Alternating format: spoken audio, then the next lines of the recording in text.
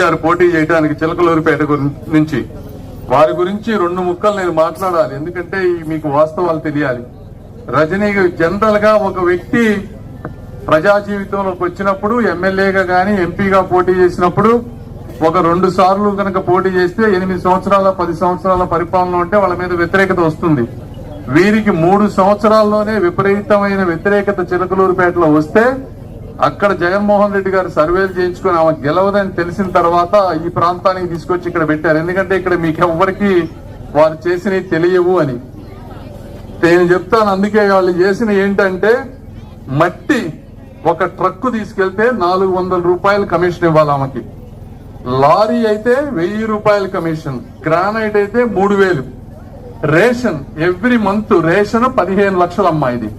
ఇది కాదు, ఇది వాస్తవం కాదు అని రజనీ గారిని వచ్చి ఆమెకి ఇష్టమైన దైవం మీద ప్రమాణం చేసి చెప్పమనండి, లేకపోతే నా కళ్ళల్లో సూటిగా చూసి చెప్పమనండి ఇవి వాస్తవాలు కాదు ఏమోనని.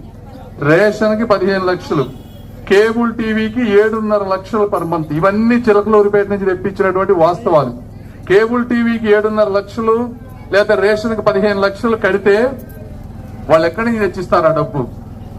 దేవుడు ఇస్తాడా? వాళ్ళకి ఇవ్వడు కదా. ఆ డబ్బులు మీ నుంచే కదా రేషన్ కట్ చేయటమో ఇంకోటి చేయాలి. అంటే ఇందులో నష్టపోతుంది ఎవరు? పేదవాళ్ళు. కేబుల్ టీవీ లంచం 7.5 లక్షలు ఇవ్వకపోతే 50 రూపాయలకి ఇచ్చేది 7.5 లక్షలు ప్రతి నెలా కట్టాలంటే 60 రూపాయలు 70 రూపాయలు 20 రూపాయలు మీకు పడిపోతుంది. ఇది వాస్తవం. కరప్షన్, అవినీతి అనేది ఒక పేదవాడిని ఏ విధంగా ఇబ్బంది పెడుతుంది అనేది మీరు అందరూ తెలుసుకోవాలి.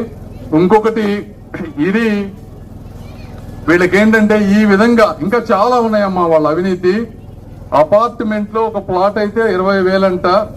బార్లన్నీ వాళ్లే తీసుకున్నారు, 30 లక్షలు అంట ఒక్కొక్క బార్కి.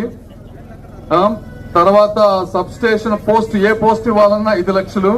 మున్సిపాలిటీ కాంప్లెక్స్ లో షాపులు ఉంటాయి పేదవాళ్ళకి ఇచ్చే, ప్రతి 5 సంవత్సరాలకు ఒకసారి ఆ షాపులు ఇస్తారు. ఆ షాపు 5,000 మారినప్పుడు 5 నుంచి 6 లక్షలు వసూలు చేశారంటే 1,50,00,000 రూపాయలు పేదవాళ్ళు 5 సంవత్సరాలకు ఒకసారి షాపు రెన్యూ చేసుకుంటే సంపాదించారు. ఆ డబ్బంతా తీసుకొచ్చి ఇష్టం వచ్చినట్టు ఫ్లెక్సీలు పెట్టి ఈ రోజు రాజకీయం చేస్తా ఉన్నారు.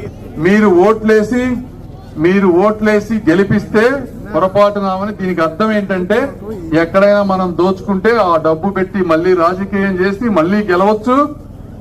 ఇప్పుడు ఇంకా డబుల్ దోచుకుంటారు, ఎందుకంటే ప్రతిసారి ఎలక్షన్స్ ఎక్స్పెన్సివ్ అయిపోతా ఉంటాయి. ఇది పరిస్థితి. ఇక్కడ ఉన్న వ్యక్తులు మేమిద్దరం కూడా ఇంతకు ముందు ఎక్కడ ప్రజా జీవితంలో ఉన్న వ్యక్తులం కాదు.